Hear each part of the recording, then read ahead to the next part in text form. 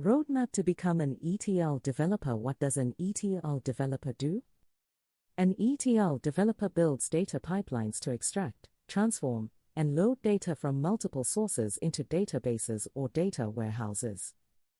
Where it's used, ETL is used in data analytics, business intelligence, finance, healthcare, and any industry that relies on data-driven decisions.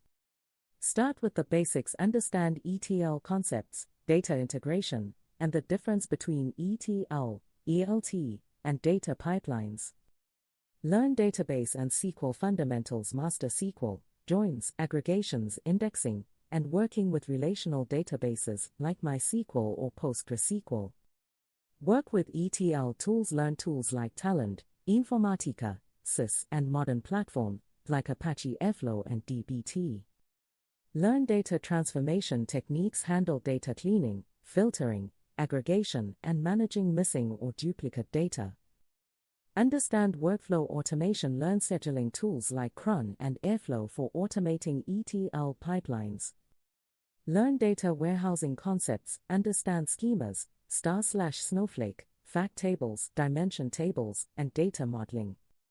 Explore cloud ETL tools. Work with AWS Glue, Azure Data Factory, and Google Cloud Dataflow. Practice testing and debugging. Learn how to validate data, debug pipeline failures, and optimize performance. Work on real projects. Build pipelines using real datasets and contribute to GitHub projects. Prepare for certifications. Aim for certifications like Azure Data Engineer or Google Cloud Data Engineer.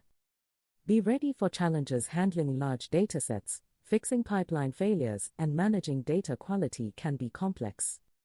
Think like a data engineer. Focus on data accuracy, efficiency, and scalability. Build powerful data pipelines. Start your journey today and become an ETL developer driving data-driven decisions.